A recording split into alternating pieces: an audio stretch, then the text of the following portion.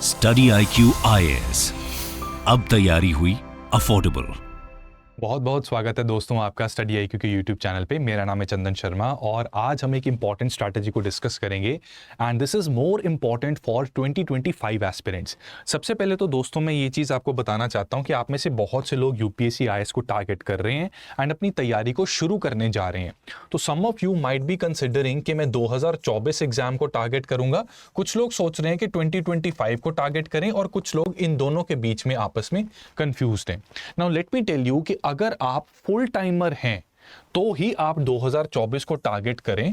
अगर पूरी तरह से फुल टाइम आप प्रिपरेशन कर सकते हैं then 2024 exam can be prepared in the limited time as well. ठीक है, 4-5-6 महीने आप अच्छे से अपने बिग 4 सब्जेक्ट्स को तैयार कीजिए, जैसे कि polity, history, geography, environment and economy. Prelims में अच्छे से कोई क्रैश कोर्स ज्वाइन कर लीजिए या फिर अच्छे से जितना आपने पढ़ा है उसको रिवाइज करें, करंट अफेयर्स पर ग्रिप बनाएं, टेस्ट सीरीज लगाएं, तो आप 2024 को एक ठीक ठाक डिसेंट प्रिपरेशन के साथ दे सकते हैं। बट द कैंडिडेट्स जो अभी कॉलेज गोइंग हैं या फिर जॉब कर रहे हैं, उनको मेरी खास सलाह रहेगी कि 2024 को आप टारगेट ना करें, क्योंकि जहां पर एक फुल टाइमर, इस वक्त तो जो फुल टाइमर भी अपनी तैयारी शुरू कर रहा है, it is very important for that person कि वो लगभग 10 से 12 घंटे अपनी पढ़ाई को दे।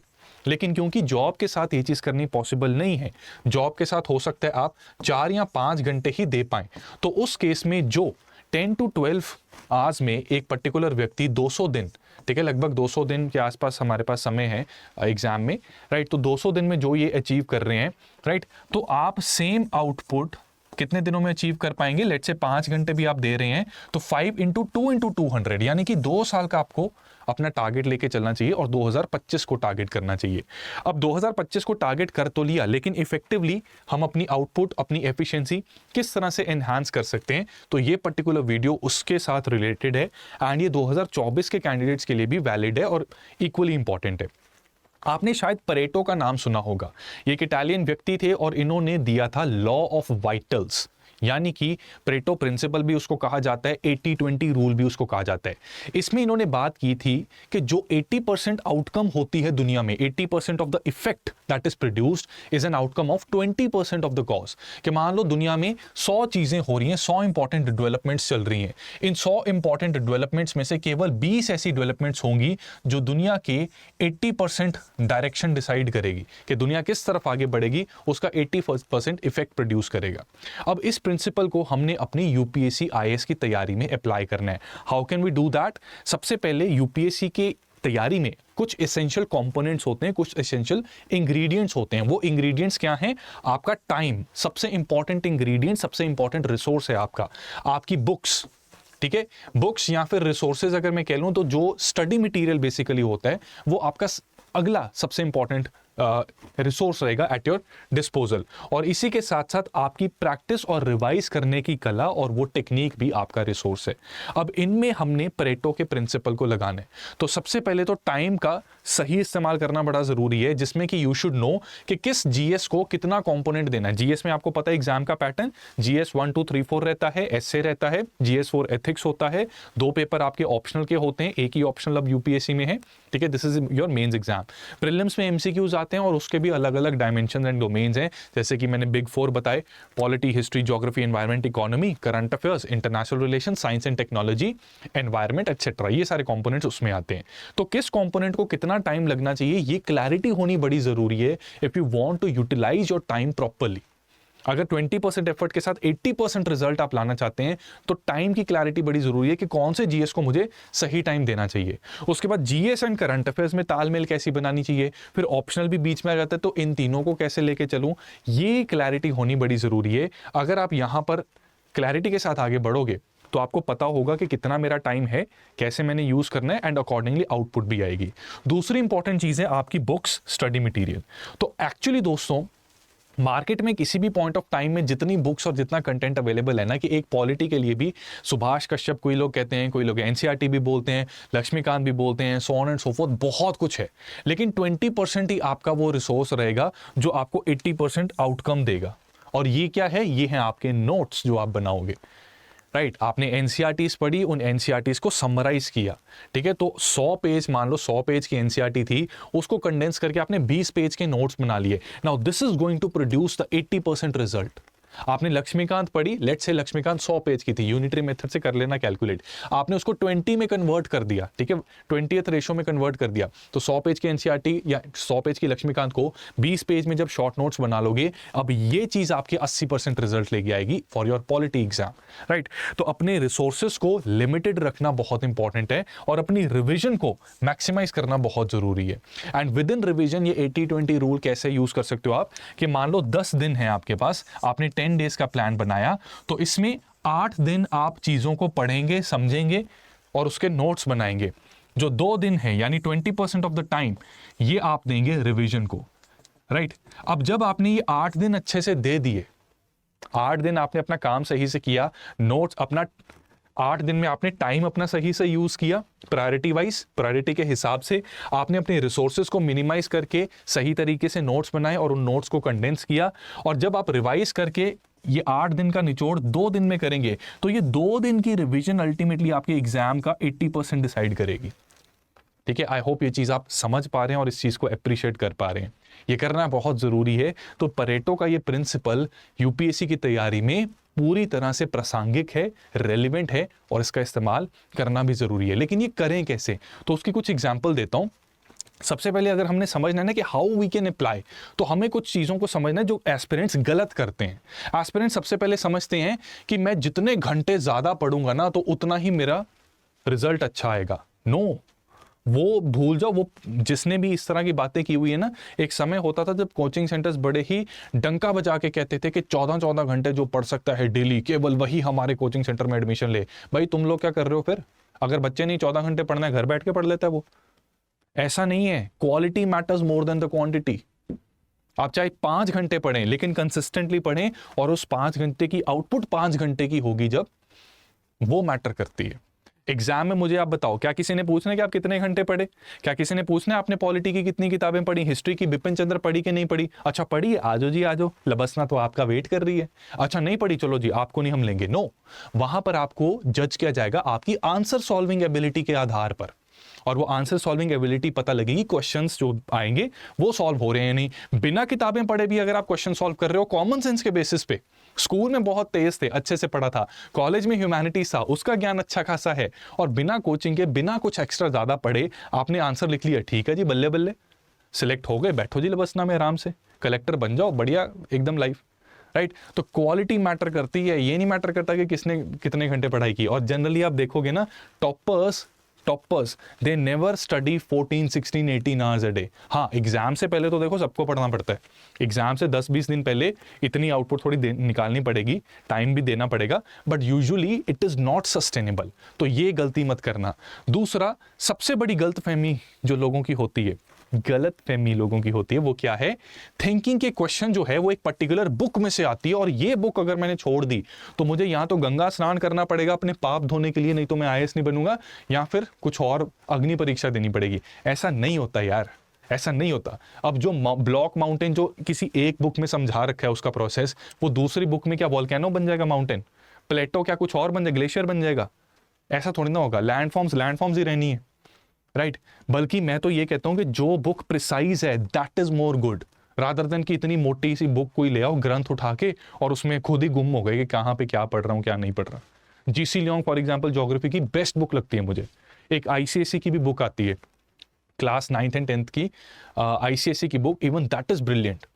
क्या मस्त उसमें एटमॉस्फेयर को समझा रखा है, जो भी atmospheric circulation and jet stream का कॉन्सेप्ट बहुत अच्छे से समझा रखा है, ठीक है। किसी टाइम पे आ रखी थी, वो नहीं भी है तो कोई चक्कर नहीं, स्टडी आई क्योंकि ले लो, हमने भी तो वही चीजें रेफर करके बनाई हैं, ठीक है। तो ये तरीका, ये समझो, किताबों में बातें वही लिखी हैं। 1857 का रिवोल्ट किसी दूसरी किताब में 1927 का रिवोल्ट नहीं बन जाएगा। क्विट इंडिया मूवमेंट ने क्विट इंडिया मूवमेंट ही रहना है, राइट। भगत सिंह जी शहीद हुए थे तो भगत सिंह इरविन पैक्ट नहीं बन जाएगा, गांधी इरविन रहेगा। भगत सिंह जी शहीद तो वही शहीद हुए थे, राइट। तो ये चीज समझनी है। तो ये फोमो निकाल दो अपना कि पेपर तो किताब में से आता है, तूने वो किताब पढ़ी, तूने नहीं पढ़ी, तेरा नहीं होगा। ऐसे नहीं होता यार, चीजें पढ़नी होती हैं। पेपर में सवाल इश्यूज के ऊपर आते हैं, इश्यूज के ऊपर, टॉपिक्स के ऊपर आते हैं, ठीक है, और ये टॉपिक्स को सही से कवर करने के लिए किताब यूज की जाती है। किसी एक किताब का तरीका अपना होता है, किसी दूसरी किताब में उसी चीज को कवर करने का तरीका अलग रहेगा। अब आपको कौन सा तरीका पसंद आता है? आपको एक ऐसी किताब पसंद है जैसे बिपिन चंद्र जो एक नॉवल की तरह पूरी ऐसे ऐसे करके लिखी गई है, या फिर स्टडी IQ की बुक पसंद है जहां पर हेडिंग प्रॉपर देके पॉइंट्स में लिखा गया है, ठीक है, जहां पर टेबल देना है, क्रोनोलॉजिकल ग्राफ देना है, उसमें दिया गया है, तो ये आपके ऊपर है। It's your choice. आपको ये पसंद है, go for this particular book, और अगर आपको ये पसंद है, go for this particular book, right. फिर करंट अफेयर्स पर गलतफहमी होती है कि सारे अखबार को पढ़ना बहुत ज्यादा जरूरी है, सारे अखबार को पढ़ने से करंट अफेयर सॉल्व होंगे। सारे अखबार का मतलब एक अखबार तो सारा पढ़ ही रहे हैं, ठीक है, सारे के सारे अखबार, Live Mint, Hindu, Indian Express, Hindustan Times, Times of India, Dainik Jagran, Punjab Kesari, कितने अखबार आते हैं इंडिया में, सारे पढ़ोगे? ठीक है, नहीं current affair sir, newspaper current affairs पढ़ने, न्यूज़पेपर, अरे क्या बात कर रहे हो?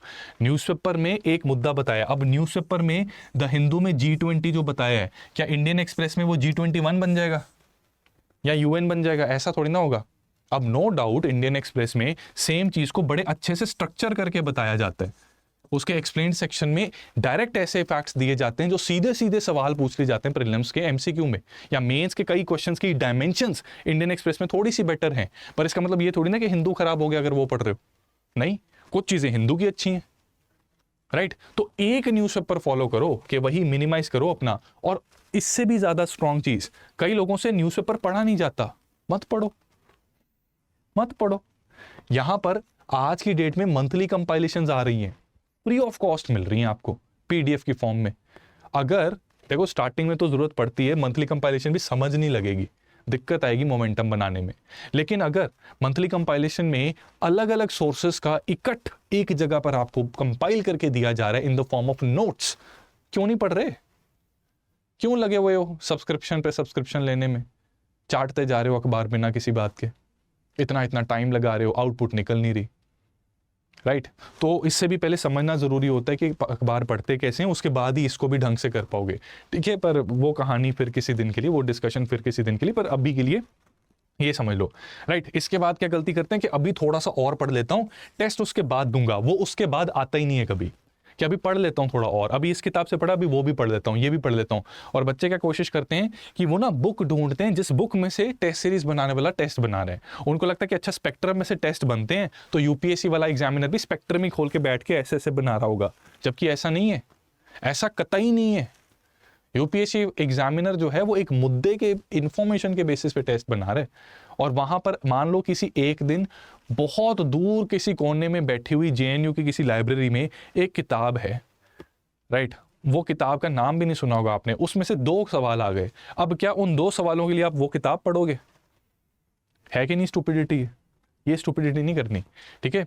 तो टेस्ट तो देने, टेस्ट को करने से भी आप बहुत कुछ सीखेंगे। इसके बाद ये नई किताब आई है मार्केट में, पहले इसे पढ़ लेता हूं, रिवाइज बाद में कर लूंगा।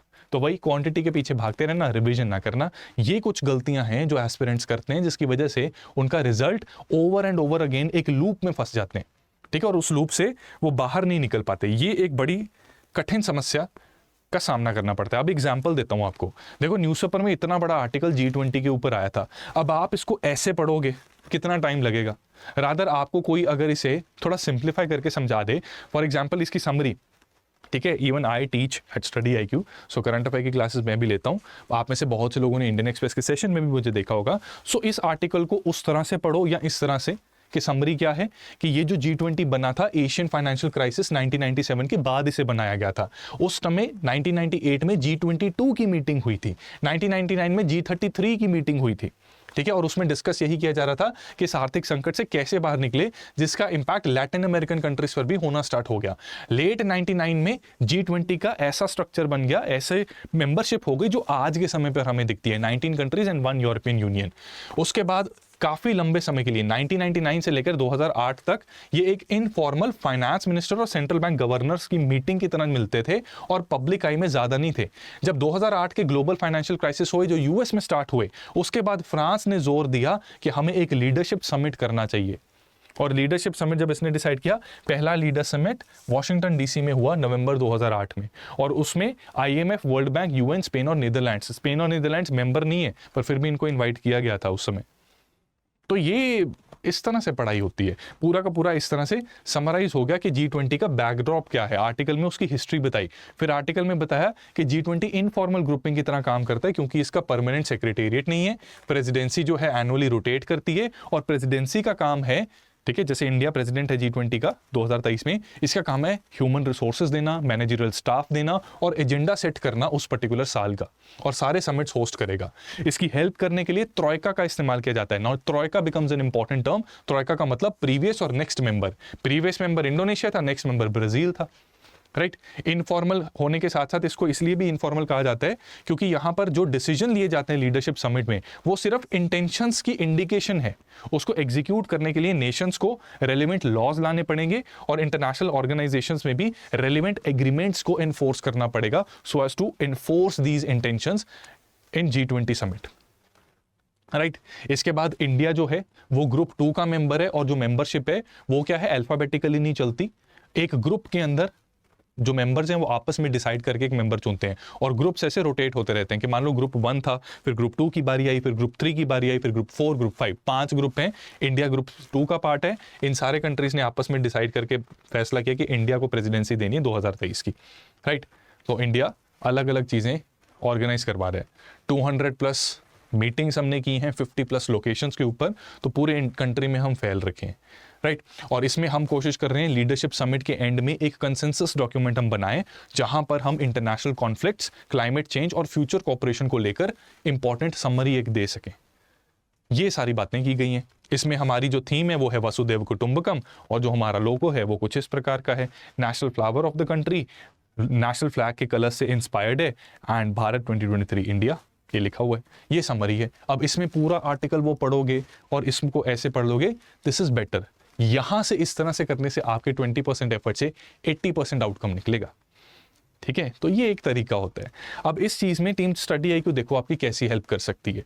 अब या तो ये चीजें खुद कर लो या फिर एक गाइडेंस के अंडर स्ट्रक्चर्ड वे में डिसिप्लिन के साथ, कंसिस्टेंसी के साथ आप आगे बढ़ते रहो, ठीक है। तो उसमें देखो हम लोग क्या कर रहे हैं, हमने एक P2I बैच स्टार्ट किया है which is long term P2I 2025 को टारगेट करते हैं। इसमें स्पेसिफिकली हम जो वर्किंग प्रोफेशनल्स हैं और कॉलेज गोइंग स्टूडेंट्स हैं उनकी नीड्स को ध्यान में रखते हुए इस कोर्स को हमने डिज़ाइन किया है, जहां पे बेसिकली वी अंडरस्टैंड कि आप घर जाके बहुत ज़्यादा टाइम नहीं दे पाएंगे।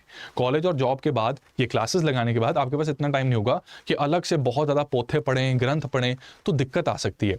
तो इसलिए एक तो 25 के लिए तैयारी करना अभी से बिल्कुल सही टाइम है। 2025 की तैयारी अभी से आपको स्टार्ट कर देनी चाहिए। और इसमें क्लासेस हम आपके काम कैसे आसान करेंगे कि हमने क्लासेस को ना डिवाइड किया है कि जैसे जो कोर सब्जेक्ट्स हैं, आपके कोर इंपॉर्टेंट कंपोनेंट्स हैं, वो बेसिक और एडवांस क्लासेस में होंगे। तो सितंबर 2023 से लेकर जनवरी 2024 तक ये जो बिग 4 हैं, polity, economy, geography, environment and history, इसके आपके बिगिनर लेवल की प्रिपरेशन होगी जिसको हम बेसिक क्लास कहते हैं, ठीक है। बिगिनर एकदम जीरो से हम कॉन्सेप्ट्स को बिल्ड करना स्टार्ट करेंगे, राइट। इसमें कि अगर घर जाके आप आधा घंटा भी दे पाएं रिवीजन के लिए, उससे भी आप अच्छा खासा रिवाइज कर सकते हैं, अच्छी खासी क्लैरिटी मिल जाएगी। अब जब ये क्लैरिटी आपने गेन कर ली तो जनवरी से दिसंबर तक आपकी हम फाउंडेशन को तैयार करेंगे जिसका डायरेक्ट लिंक बनेगा यूपीएससी में। इसमें कुछ मेंस के आंसर भी आपको दे दिए जाएंगे, राइट। वैसे तो डेली बेसिस पे मिलते हैं, बट आपको मैं सलाह दूंगा कि ये बेसिक कंप्लीट करने के बाद यहाँ पर भी 3 महीने के बाद आप चाहें तो कर सकते हैं, बट हाँ हफ्ते में एक से आप शुरू कर सकते हैं मेंस के आंसर, ठीक है। फाउंडेशन लेवल की आपकी प्रिपरेशन स्टार्ट हो जाएगी, ये चलेगी जनवरी से दिसंबर तक। बड़े आराम से सारा का सारा कवर हो जाएगा क्योंकि बेसिक्स जब हमने सबसे बड़े कंपोनेंट्स के कवर कर लिए तो इसमें हमारे पास टाइम का बहुत लीवरेज है। 12 महीने हैं हमारे पास। 12 महीने में हमने लगभग 6 सब्जेक्ट्स को कवर करना है, 6 से 7 सब्जेक्ट्स को। 4 तो यही हो गए, ठीक है। एक आपका हो गया साइंस एंड टेक्नोलॉजी, एक हो गया एथिक्स इंपॉर्टेंट बनेगा, राइट। एंड इसके अलावा इंटरनेशनल रिलेशंस, ठीक है। बाकी जो कुछ कंपोनेंट्स हैं, मैप्स एंड न्यूज़ एटसेट्रा, वो इसके करंट अफेयर कंपोनेंट में कंप्लीट कवर हो जाती हैं, राइट। जब जनवरी 2025 स्टार्ट होगा, यानी कि जिस साल अब आपने एग्जाम देना है वो पर्टिकुलर ईयर स्टार्ट हो चुका है, तो वहां पर आपको क्रैश कोर्स हम देंगे और यहां पर 2024 का भी क्रैश कोर्स हम आपको प्रोवाइड करेंगे, जस्ट इन केस आपको लगता है कि बेसिक्स के साथ भी I am in a position to face the prelims exam and I just want to have an experience. तो उस केस में क्रैश कोर्स की मदद से आप एक्सपीरियंस लेने के लिए भी एक अच्छी तैयारी के साथ वो एक्सपीरियंस लीजिए, ये हमारी कोशिश रहेगी। यहाँ पर तो आपको क्रैश कोर्स मिल ही रहा है, सीसैट भी कवर हो रहा है, आपका जीएस भी कवर हो रहा है, जीएस की भी पूरी क्लासेस लगेंगी, सीसैट की भी पूरी क्लासेस लगेंगी। तो जनवरी से लेके मई तक अपने जो कुछ भी पिछले 1.5 साल में सीखा उसको कंसोलिडेट कर दिया जाएगा, जिससे कि एमसीक्यूज को आप सॉल्व कर सकें। बहुत आराम से हो जाएगा ये, ठीक है। यहां पर हमने इतना टाइम लगाया, इसलिए यहां पर हमारा एफर्ट कम हो जाएगा। इधर आपने 80% मेहनत की, अब यहां पर सिर्फ 20% मेहनत करनी पड़ेगी, रिजल्ट इसका 80% कंट्रीब्यूशन होगी, ठीक है। बाकी 20% कंट्रीब्यूशन यहां से हो जाएगी, ठीक है। इसके बाद आप प्री जब क्रैक करेंगे, राइट, तो आपको मिलेगा mains residential programme, success in mains programme भी मिलेगा। जिनका प्री क्लियर हो गया है वो हमारे साथ दिल्ली एनसीआर में बैठ के तैयारी कर सकते हैं। जिनका किसी कारणवश नहीं भी हो पाया या फिर वो अगले साल के लिए अटेम्प्ट देना चाहते हैं, राइट, या फिर वो दिल्ली नहीं आ सकते, दिल्ली एनसीआर नहीं आ सकते, तो वो ऑनलाइन माध्यम से सक्सेस इन मेंस का पार्ट बनेंगे। यहां पर हम फॉलो करते हैं 3-2-1 अप्रोच, जिसका मतलब है कि एक हफ्ते में 3 दिन हम इशू एनालिसिस करेंगे, 2 दिन रिगरस आंसर राइटिंग प्रैक्टिस होगी और 1 दिन करंट अफेयर्स को हम पढ़ेंगे कि उसका कैसे हम इंटीग्रेट कर सकते हैं in our answer writing, right. And interview की भी अलग से गाइडेंस दी जाएगी। ये बहुत वेल स्ट्रक्चर्ड कोर्स है, one of the best course जो इस वक्त स्टडी आईक्यू में बहुत से कैंडिडेट्स ने एनरोल किया है, जिसमें एंड स्टडी आईक्यू के बेस्ट फैकल्टी मेंबर्स इस पर्टिकुलर कोर्स में, इस पर्टिकुलर बैच में डिप्लॉयड भी हैं, right. So this can really help you in gaining that extra edge जो 2025 में आपको बहुत आगे पहुंचा सकती है। अब इसमें इस पूरे के पूरे प्रोसेस में देखो 80-20 रूल हम जो यूज कर रहे हैं उसमें क्लियर सी बात है कि हमने वो रूल कैसे यूज किया कि हमने अपना गोल सेट कर लिया और टाइम से पहले सेट कर लिया है। 2025 दिन है and we are absolutely clear about it. Now it's our duty कि हम इस गोल को अचीव करने के लिए प्रायोरिटी सेट कर लें कि कौन सा सब्जेक्ट ज्यादा इंपॉर्टेंट है in comparison to others. For example science and technology को एकदम से अभी स्टार्ट करना, बाकी चीजों को ना करके एथिक्स से शुरू कर देना is not that much relevant. अभी जरूरी है बिग 4 करना, बेसिक को पहले करना, एनसीईआरटीज का ज्ञान को बेसिक में इंटीग्रेट करके करना, ताकि एनसीईआरटीज को करने का भी टाइम बचे, राइट। नोट्स को टाइम बचाना, ठीक है। उसके बाद प्रायोरिटी के हिसाब से किस कंपोनेंट को कितना टाइम मिलना चाहिए ये आपको सोचना नहीं पड़ेगा, क्योंकि हमने ऑलरेडी इसके ऊपर सोच के साइंटिफिकली ध्यान रख के चीजों का टाइम एलोकेशन भी कर दी है। डिस्ट्रैक्शन से बचना है हमने। डिस्ट्रैक्शन क्या होता है? अलग अलग अनाप शनाप बुक्स जो मार्केट में आती ही रहती हैं और हमेशा आएंगी। अब मैं ये नहीं कहता कि वो बुक्स गलत हैं, वो बुक्स ठीक हैं, वो आई हैं, उनकी रेलिवेंस है, बट ऐसे कितनी बुक्स पढ़ोगे? डिस्ट्रैक्ट क्यों हो रहे हो? एक ही सोर्स रखो आपको। तो P2I में हम आपको बुक्स दे रहे हैं which have been compiled with inspiration from the best books in the market. मतलब ये कि किसी बुक में कोई एक कंपोनेंट अच्छा है, जैसे स्पेक्ट्रम बुक है हिस्ट्री की, उसमें रेडी रेफरेंस डाटा अच्छा है, सोनाली बंसल का स्ट्रक्चर अच्छा है और बिपिन चंद्र की डेप्थ अच्छी है। अब क्या करें? अब क्या किया हमने जो बुक बनाई है उसमें जो चैप्टर स्पेक्ट्रम के अच्छे हैं हमने उससे इंस्पिरेशन लेकर फर्दर वैल्यू एडिशन करके उसको एक रिफाइंड स्ट्रक्चर दिया है। सोनाली बंसल की कुछ इंपॉर्टेंट चीजें हैं, हमने उसको वहां पर ऐड करके रिफाइंड स्ट्रक्चर देके इंटीग्रेट किया है एंड बिपिन चंद्र की डेप्थ को भी इसमें डाला है।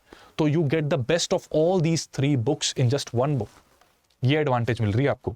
डिस्ट्रैक्शन इस प्रकार से आप बुक्स की फॉर्म में अवॉइड कर सकते हैं। कंसिस्टेंसी मिलेगी क्योंकि हमारे साथ जब जुड़े रहोगे तो डेली बेसिस पे क्लासेस लग रही हैं, तो you get a consistency through that. Regular revision हो रही है आपको, क्योंकि इस पर्टिकुलर बैच में वीकली टेस्ट होते हैं, उसमें आपके 50 MCQs आपको दिए जाएंगे जिससे आप रिवाइज करोगे, और मेंस की आंसर राइटिंग डेली बेसिस पे होती है जिसमें आप आंसर राइटिंग प्रैक्टिस कर सकते हो। वो इवैल्यूएट होकर आपको फीडबैक भी मिलता है जिससे आप कंसिस्टेंटली अडेप्ट और इंप्रूव करते हो कि how you can basically improve, right. जब ये चीजें आप सारी प्रॉपरली करोगे तो what is going to happen कि 20% effort is going to bring 80% result. यहां पर गाइडेंस के अंडर, ठीक है, उन लोगों की गाइडेंस आपको मिल रही है जिन्हें इस एग्जाम को देने में अच्छा खासा एक्सपीरियंस है। Always remember, life is too short to make all the mistakes by yourself. You can learn from the mistakes of others. मैंने जो अपनी तैयारी में गलतियां की उससे आप सीख सकते हैं, वो करने से बच सकते हैं। खुद करके अपना 1 साल बर्बाद करना, 2 साल बर्बाद करना, ये कहाँ की समझदारी है? तो इस अप्रोच से जब आप चलोगे तो 20% एफर्ट के साथ 80% रिजल्ट आने निश्चित हैं, ठीक है। और ये दोनों मिलके आपको 100% सक्सेस दिलाएंगे, ठीक है। तो ये चीज है, ठीक है। लक का भी एक फैक्टर होता है, राइट। तो इसमें कोशिश ये है कि हम अपने यूजफुल कंटेंट जो है उसको लिमिट करें और 20% कंडेंस कर दें। फॉर एग्जांपल आपको एक चीज दिखाता हूं, इस बैच में, इस कोर्स में हम हैंडमेड नोट्स देते हैं आपको, ठीक है, we provide handmade notes from our end, right. तो आपका टाइम बहुत बच जाता है, आपको खुद मगजमारी नहीं करनी पड़ेगी इस पर्टिकुलर नोट्स को बनाने में। फॉर एग्जाम्पल ये रन अप टू इंडिपेंडेंस के नोट्स हैं, तो ऑगस्ट ऑफर, ठीक है, ऑगस्ट ऑफर, उसकी बैकग्राउंड, उसकी प्रोविजन बिल्कुल कंडेंस और crisp in a very beautiful handwriting, ठीक है। ये पूरा का पूरा प्रोसेस एक्सप्लेन्ड है, इवैल्यूएशन की गई है, उसकी क्रिटिकल एनालिसिस है, इंडिविजुअल सत्याग्रह में क्या क्या हो रहा था, right, and all these things. जहां पर इंपॉर्टेंट फ्लो चार्ट थोड़ा देना जरूरी है कंडेंस करने के लिए, वो भी दिया गया है। टाइमलाइन आपको प्रोवाइड कर दी जाती है नोट्स के अंदर ही। इंपॉर्टेंट मैप भी आपको साथ ही दे दिया जाता है जहां पर जरूरी है, राइट। तो ये सारी चीजें आपको हैंडमेड नोट्स की फॉर्म में हम खुद प्रोवाइड कर रहे हैं। It saves your time. और इसमें होता है क्या है कि 100 पेज की बुक अगर कोई है, उसको 20 पेज में कंडेंस कर दिया जाता है।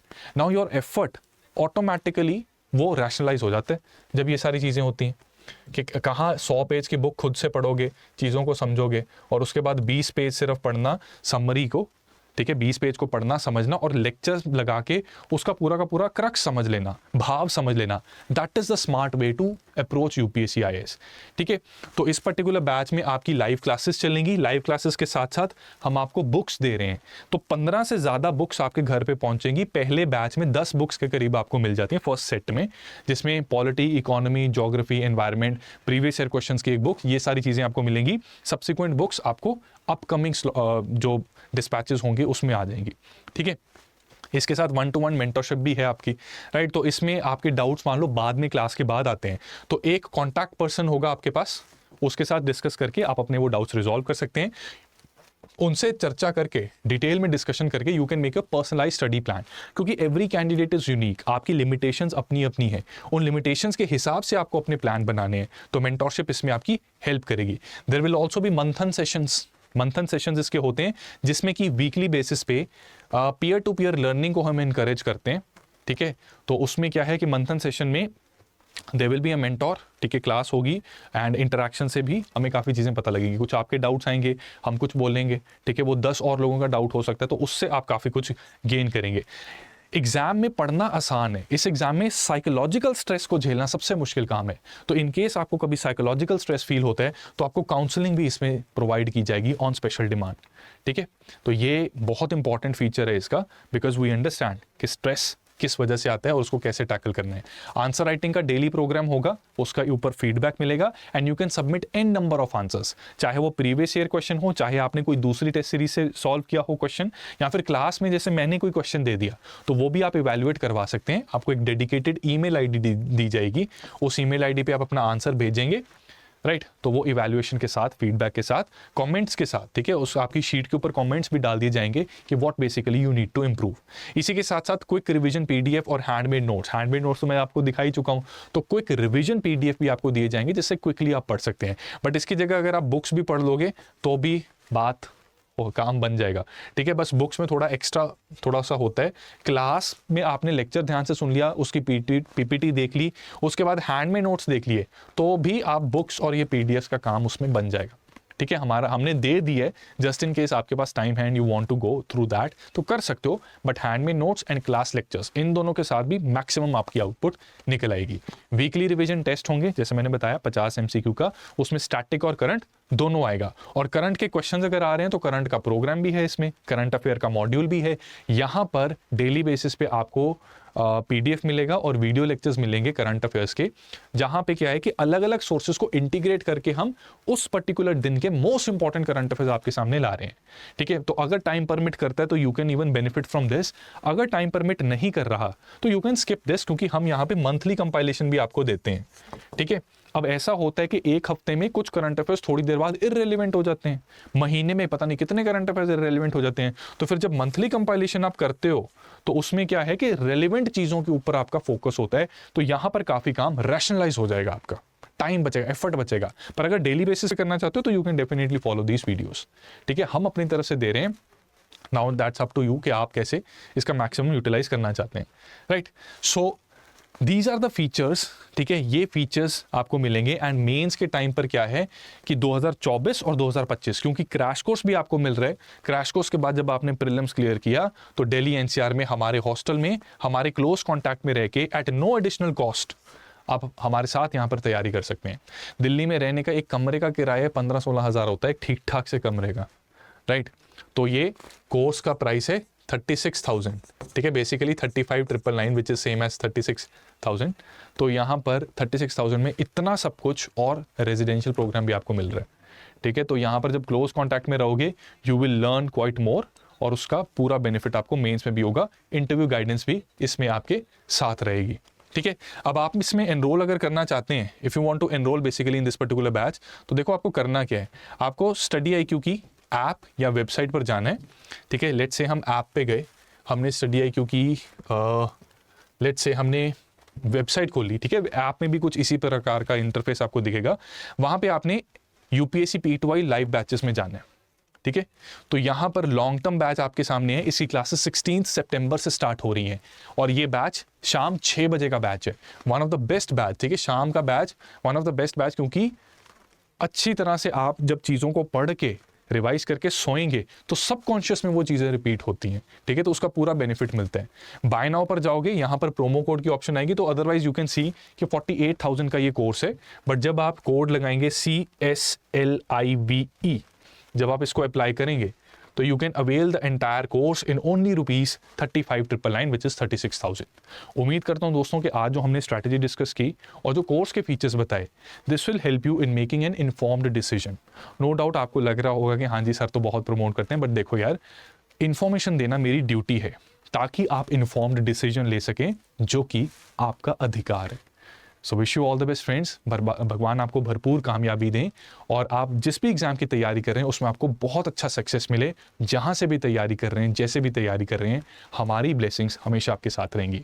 All the best friends, see you soon in the classes जो एनरोल करने वाले हैं। आज ही एनरोल कर लेना, इसकी लास्ट डेट निकल ना जाए।